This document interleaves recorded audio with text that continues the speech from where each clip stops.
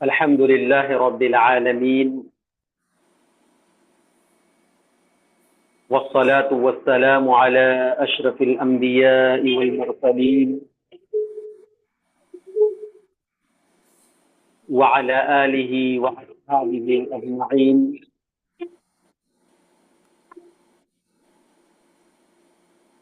ومن تبعهم بإحسان إلى يوم الدين، أما بعد. اللهم علمنا ما ينفعنا وانفعنا بما علمتنا وزدنا علما وعملا خالصين لوجهك الكريم.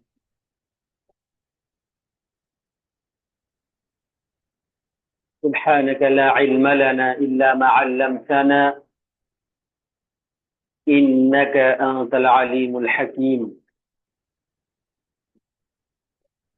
رب اشرح لي صدري ويسر لي أمري واحلل عقدة من لساني يفقه قولي. اللهم رب زدني علما.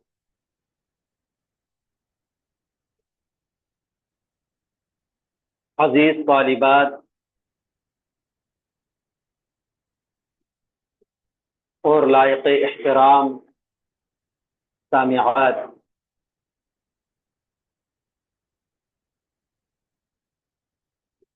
اللہ رب العالمین کا بے پایا شکر و احسان ہے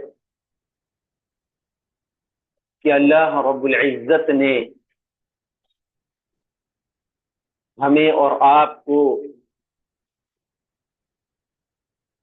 ایک بابرکت معزز محفل کا حصہ بنایا ہے۔ دعا کریں کہ اللہ تبارک و تعالی ہماری اس مجلس میں اپنی رحمتوں اور برکتوں کا نزول فرمائے۔ اللہ تبارک و تعالی ہمارے دلوں میں اخلاص عطا فرمائے۔ اللہ تبارک و تعالی اس معہد السلام میں جو ہم نے داخلہ لیا ہے، ہماری اس کوشش کو اللہ تبارک و تعالی قبول فرمائے اور ہمارے اندر وہ قوت، وہ طاقت، وہ استقامت عطا فرمائے کہ ہم اس علمی کارواں سے جو جڑے ہیں انشاءاللہ آخر تک اس علمی کارواں کے ساتھ جڑے رہیں گے۔ عزیز طالبات، ذمہ داران معہد السلام نے آپ لوگوں کے لیے جو کتاب منتخب کی ہے وہ ہے فقہ الطہارہ۔ اس فقہ الطہارہ میں جس کتاب کو سلیبس کی حیثیت سے نصاب تعلیم کے طور پر یہاں آپ کے سامنے رکھا گیا ہے وہ ہے ہم طہارت کیسے حاصل کریں، وضو، غسل اور طہارت کے دیگر اہم مسائل کا قرآن و حدیث کی روشنی میں مدلل بیان، جس کے مصنف ہیں ڈاکٹر سعید بن علی بن وہب القحطانی۔ اصل میں جو آپ کا موضوع ہے وہ ہے فقہ الطہارہ، یعنی طہارت کے بارے میں سمجھ بوجھ حاصل کرنا۔ تو اس طہارت کے بارے میں ہم جو سمجھ بوجھ حاصل کریں گے، گہرائی کے ساتھ طہارت کے مسائل کو جانیں گے اس کے لیے جو کتاب پڑھنی ہے ہمیں وہ یہ کتاب جو آپ کے اسکرین پر ہے۔ تو عزیز طالبات، اس سے پہلے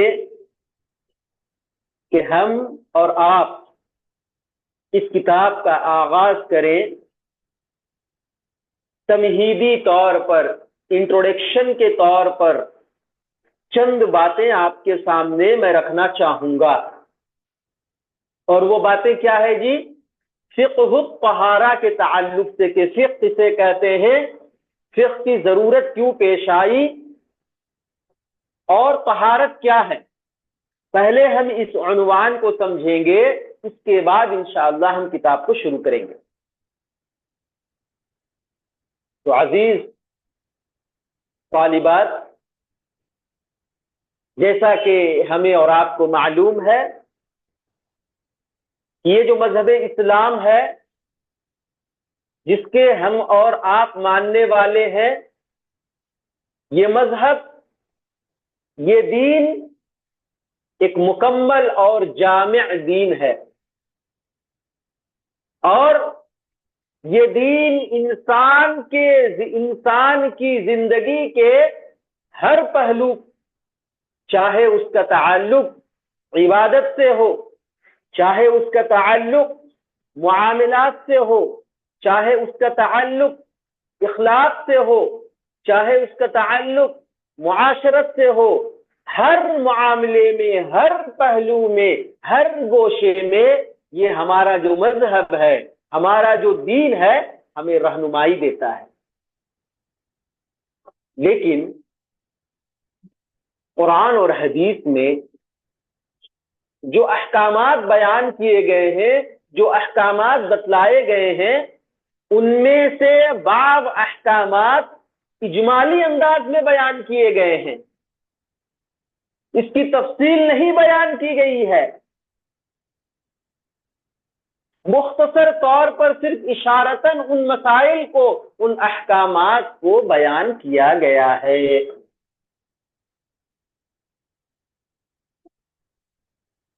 اب ان احکامات کی تفصیل کو جاننے کے لیے، اس کی تشریح کو جاننے کے لیے، اور اس کی پریکٹیکل صورت کو، عملی صورت کو سمجھنے کے لیے ایک مخصوص علم کی ضرورت پیش آئی۔ انشاءاللہ ہم آگے بتائیں گے کہ اجمال کیا ہے اور تفصیل کیا ہے۔ سمجھ رہے نا؟ آپ ابھی یہاں پر صرف اتنا سمجھیں کہ قرآن و حدیث میں بعض احکامات اجمالی طور پر، سرسری طور پر، مختصر طور پر بیان کیے گئے ہیں، اور اس کی تفصیل کو بھی جاننا ہے، اس کی تشریح کیا ہو سکتی ہے، اس کی عملی صورت کو کس طرح سمجھیں گے۔ تو ان تمام چیزوں کو سمجھنے کے لیے ایک علم کی، ایک مخصوص علم کی ضرورت پیش آئی، اور یہی علم فقہ کہلاتا ہے، اور یہی فقہ ہے۔ اچھا، اگر ہم فقہ کا معنی اور مفہوم پر غور کرتے ہیں کہ اس کا لغوی معنی اور اصطلاحی معنی کیا ہوگا، تو فقہ عربی لفظ ہے جس کا معانی ہے کسی چیز کو گہرائی اور سمجھ بوجھ کے ساتھ جان لینا۔ فقہ کا معنی کیا ہے جی؟ کسی چیز کو گہرائی کے ساتھ سمجھ لینا، کسی چیز کے اصل حقیقت کو جان لینا، یہ کیا ہے؟ فقہ ہے۔ یعنی کسی حکم کو صرف سن لینا نہیں، بلکہ اس کے اصول، اس کے شرائط اور حکمت کو سمجھ لینا ہے، اسی کو فقہ کہا جاتا ہے۔ ایک مثال کے ذریعے میں اسے آپ کو سمجھانے کی کوشش کرتا ہوں۔ دیکھیے، اگر کوئی شخص یہ جانتا ہے کہ وضو نماز پہلے ضروری ہے، اگر کوئی آدمی یہ جانتا ہے کہ وضو نماز سے پہلے ضروری ہے، تو یہ ایک علم ہے۔ سمجھ رہے نا؟ یہ ایک علم ہے، ایک جانکاری، معلومات ہے کہ پہلے وضو ضروری، ٹھیک ہے، لیکن اگر وہ آدمی یہ بھی جانتا ہے کہ وضو کس طرح کیا ہے، ٹوٹ جاتا ہے، ہے، وضو کب واجب ہے، وضو کے مستحبات کیا ہیں، یہ تمام چیزوں کو جاننا یہ دراصل فقہ کہلاتا ہے. سمجھ رہے نا؟ وضو ضروری ہے نماز سے پہلے، نماز کے لیے وضو ضروری ہے، وضو شرط ہے، یہ ہے کہ علم ہے، لیکن وضو کی دیگر چیزیں کہ وضو کب ٹوٹے گا، وضو کس طرح کیا جاتا ہے، وضو کی ترتیب کیا ہے، کیا پہلے آدمی سر دھو لے گا یا سر پہ مسح کر لے گا یا پہلے کلی کرے گا یا پہلے ہاتھ دھوئے گا یا پہلے پیر دھوئے گا، یہ ترتیب جو ہے اس چیز کا علم حاصل کرنا یہ فقہ کہلاتا ہے.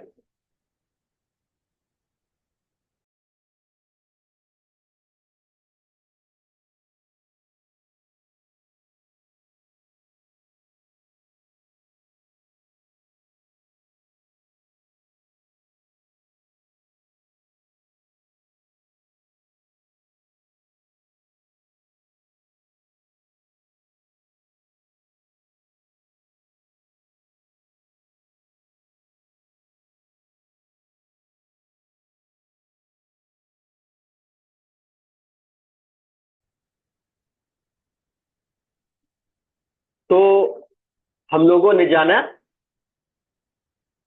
فقہ کا لغوی معنی. اب اس کا اصطلاحی معنی کیا ہے جی؟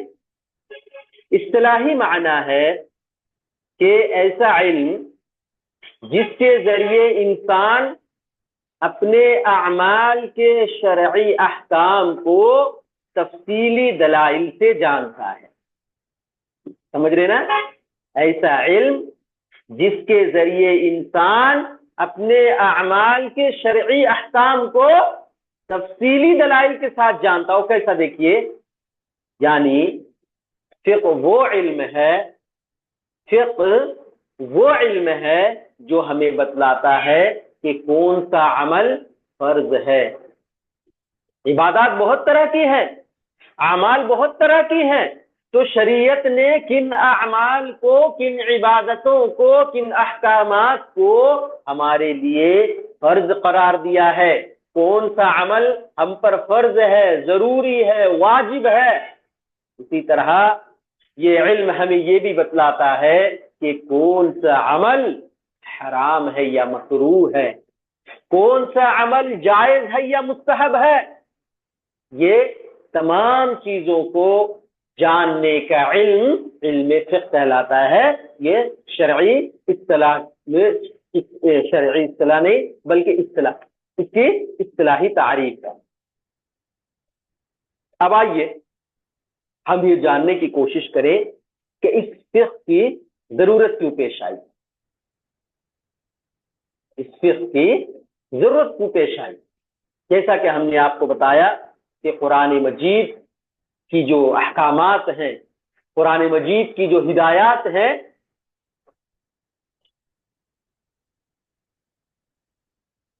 اس میں بعض چیزیں کیا ہے اجمالی طور پر بیان کی گئی ہیں اور بعض چیزیں کیا ہے اس کی تفصیلات بھی بیان کی گئی ہیں. قرآن مجید جو کہ ہماری زندگی کے تمام شعبوں میں رہنمائی فرماتا ہے، رہنمائی کرتا ہے، لیکن وہ ہر مسئلے کی جزوی تفصیلات نہیں بیان کرتا، ہر مسئلے کی تشریح نہیں بیان کرتا ہے. جیسے اللہ تبارک و تعالیٰ نے کہا کہ ما فرطنا فی الکتاب من شیء، کہ اس قرآن مجید میں ہم نے کسی چیز کو نہیں چھوڑا، یعنی ہر چیز ہم نے بیان کر دیا ہے. اگر آپ قرآن مجید کا مطالعہ کریں گے تو آپ کو معلوم ہوگا اصول اور بنیاد سب کے سب کیا قرآن مجید میں موجود ہے. ہر چیز کا اصول اور ہر چیز کی بنیادی باتیں کیا ہے قرآن مجید میں موجود ہے.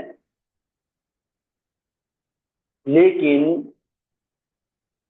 اس کے جو جزوی احکامات ہیں جیسے قرآن مجید نے وضو کی تفصیل بیان کی ہے، وضو کے تعلق سے کہا لیکن اس کی تفصیل کی ضرورت محسوس ہوئی، ناپاکی کے تعلق سے کہا لیکن ناپاکی کیا ہے، اس کی تفصیلات کیا، اس کے اقسام کیا ہے، پانی کے احکام بتلائے، اجمالی طور پر کہا۔ دیکھیے قرآن مجید کی ایک آیت ہم آپ کے سامنے پڑھتے ہیں کہ یا ایھا الذین آمنوا اذا قمتم الی الصلاۃ فاغسلوا وجوہکم، کہ اے ایمان والو جب تم نماز کے لیے کھڑے ہو تو اپنے چہرے کو دھو لو۔ یا ایھا الذین آمنوا اذا قمتم الی الصلاۃ فاغسلوا وجوہکم وایدیکم الی المرافق وامسحوا برؤوسکم وارجلکم الی الکعبین۔ یہ پوری آیت ہے۔ یہ آیت کریمہ جو ہے اس سے ہمیں معلوم ہوتا ہے کہ وضو کیا ہے، واجب ہے۔ یہ آیت وضو کے واجب کو بیان کرتی ہے، مگر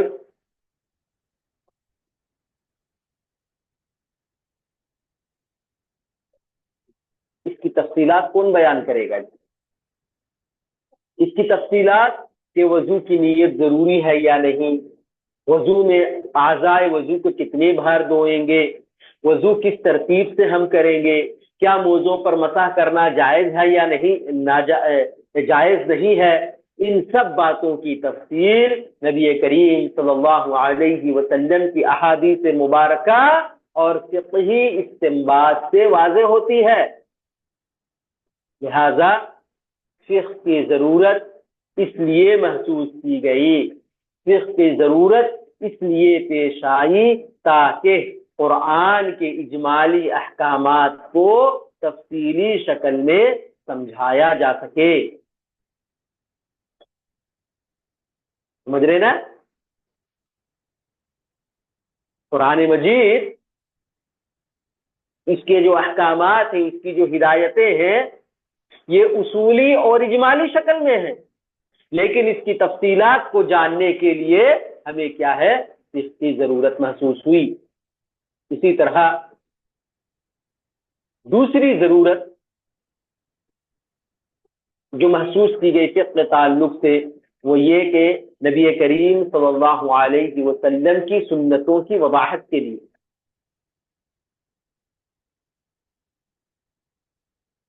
اللہ تعالی نے نبی کریم صلی اللہ علیہ وسلم کو قرآن مجید کے احکامات کی تشریح اور عملی مثال بنانے کے لیے بھیجا، جیسا کہ سورہ نحل میں اللہ تبارک و تعالیٰ نے کہا کہ وَأَنزَلْنَا إِلَيْكَ الذِّكْرَ لِتُبَيِّنَ لِلنَّاسِ مَا نُزِّلَ إِلَيْهِمْ، کہ اے نبی ہم نے جو تم پر ذکر نازل کیا، ہم نے جو تم پر قرآن مجید کو نازل کیا، کیوں نازل کیا؟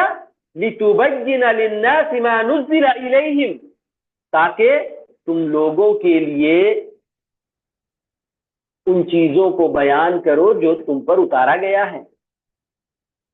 تو اب دیکھیے اسی وضو کے تعلق سے کہ نبی کریم صلی اللہ علیہ وسلم نے وضو کا پریکٹیکل طریقہ سکھلایا، وضو کا عملی طریقہ کر کے دکھلایا، تیمم ہو، غسل ہو، استنجا ہو، ناپاکی وغیرہ کے حدود اور شرائط بھی اللہ کے نبی صلی اللہ علیہ وسلم نے بیان کیا۔ اسی لیے نبی کریم صلی اللہ علیہ وسلم نے ایک حدیث مبارکہ میں فرمایا کہ ھذا وضوئی ووضوء الانبیاء من قبلی، یہ جس طرح میں نے وضو کیا نا جی، صحابہ سے مخاطب ہو کر کہہ رہے ہیں یہ میری وضو ہے اور مجھ سے پہلے جو انبیاء کرام گزرے ہیں ان کا بھی وضو ہے۔ اچھا، اس کے بعد کہا انما الاعمال بالنیات، وضو جو ہے، دیگر عبادتیں جو ہیں وہ نیت کے بغیر درست نہیں ہوتی۔ یہ جو احادیث ابھی آپ کے سامنے میں نے بیان کیا، یہ احادیث قرآن مجید کے احکام کی عملی وضاحت بیان کر رہی ہے، اور فقہ کی ضرورت کیوں پیش آئی دیکھیے، اور فقہ نے علم فقہ نے انہی وضاحتوں کو مرتب اور اصولی انداز میں جمع کیا ہے۔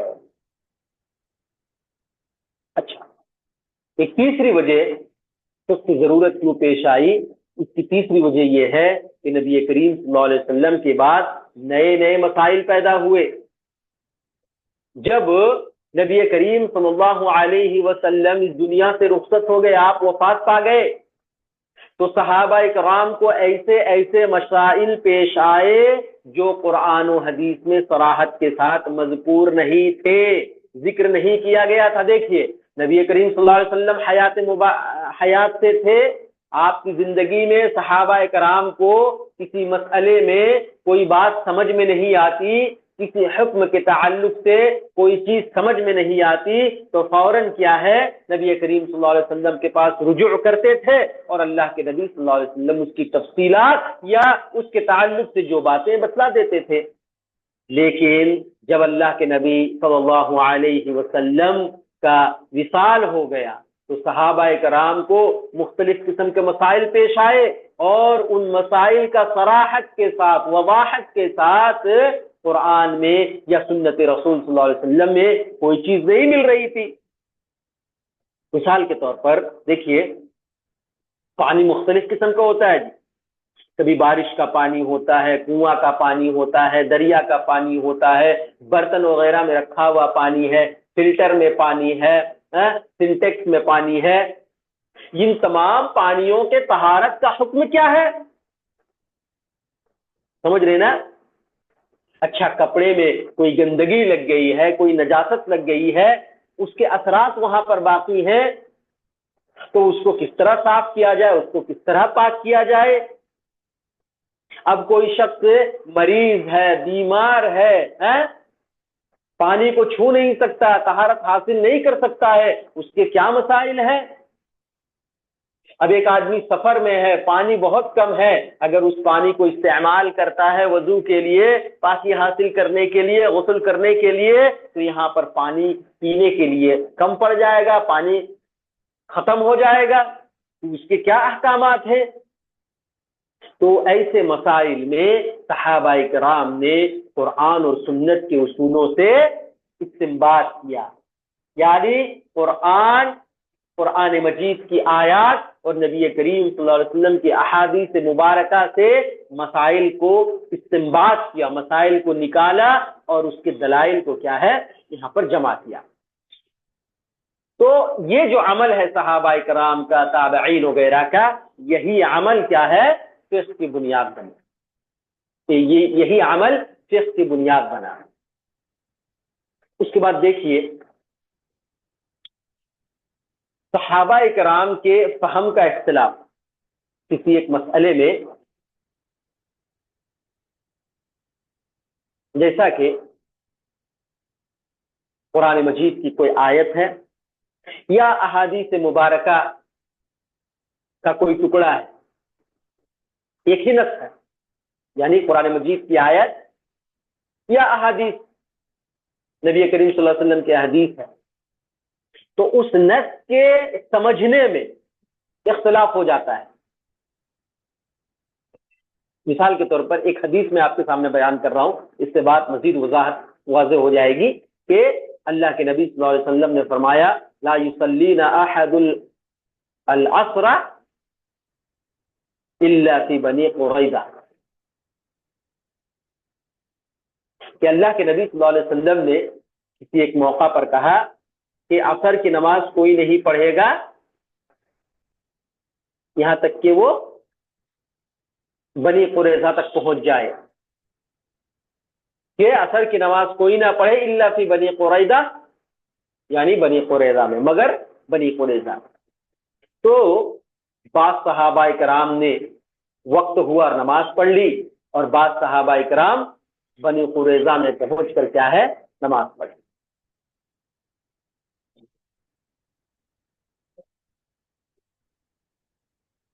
سمجھ رہے نا؟ تو اللہ کے نبی صلی اللہ علیہ وسلم نے دونوں کو درست کہا۔ دیکھیے، حدیث ایک ہی ہے، کہ عصر کی نماز کوئی نہ پڑھے یہاں تک کہ وہ بنی قریظہ میں پہنچ جائے.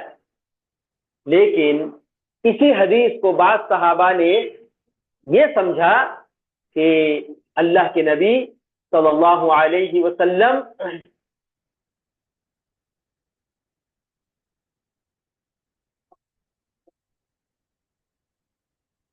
جلدی بنی قریظہ تک جلدی پہنچنے کے لیے اس طرح کے کیا ہے حکم دیا ہے.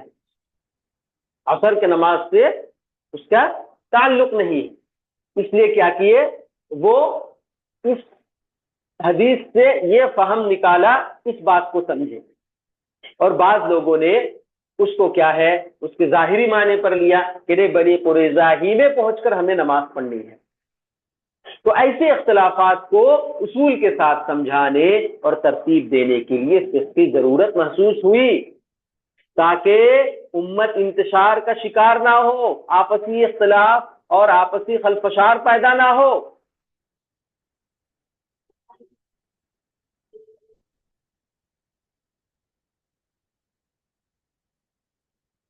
بات یہ سمجھ میں آئی کہ جو فقہ کی جو ضرورت ہے قرآن و سنت سے یہ چیز ثابت ہے, کیونکہ فقہ دراصل قرآن مجید کی تفسیر اور سنت نبوی صلی اللہ علیہ وسلم کی تطبیق ہے.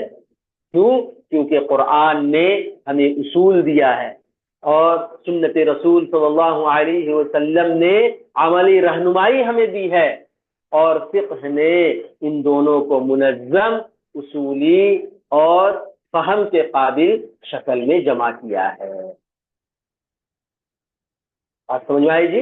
اسی لیے کیا ہے فقہ کی ضرورت محسوس کی گئی.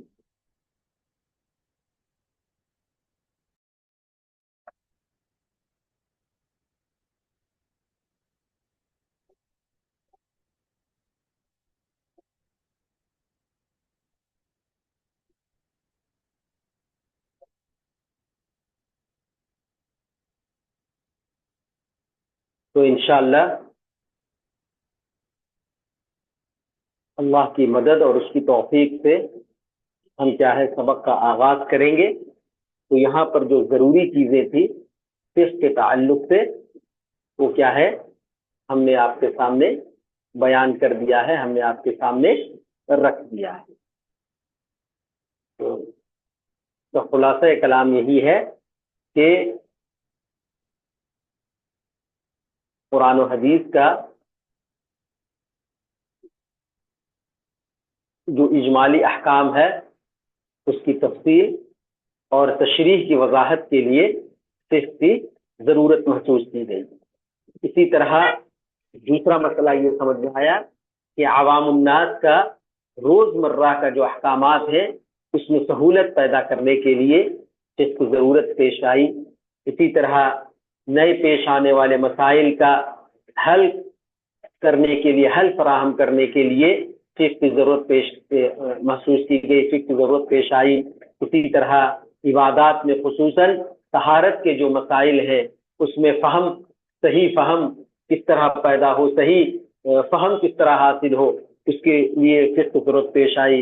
اسی طرح امت میں اختلافات کو دلائل کے ساتھ سمجھایا جا سکے, اس لیے کیا ہے فقہ کی ضرورت پیش آئی. لہذا فقہ الطہارہ یا فقہ کا پہلا اور بنیادی باب یہی ہے, کیونکہ پاکیزگی کے بغیر عبادت ممکن نہیں ہے اور فقہ کے بغیر پاکیزگی کی حقیقت کو ہم سمجھ بھی نہیں سکتے ہیں. اللہ سے دعا ہے کہ اللہ تبارک و تعالی ہمیں طہارت کے مسائل کو سمجھنے کی توفیق عنایت فرمائے. اللہ تبارک و تعالی ہماری اس کی تدریسی راہ میں, اس تعلیم و تعلم کی راہ میں آنے والے مسائل میں ہمارا حامی و ناصر ہو. آمین. اقول قولی هذا واستغفر الله لي ولكم ولسائر المسلمين من كل ذنب فاستغفروه انه هو الغفور الرحيم. وصلى الله تعالى على النبي الكريم. السلام عليكم ورحمة الله وبركاته.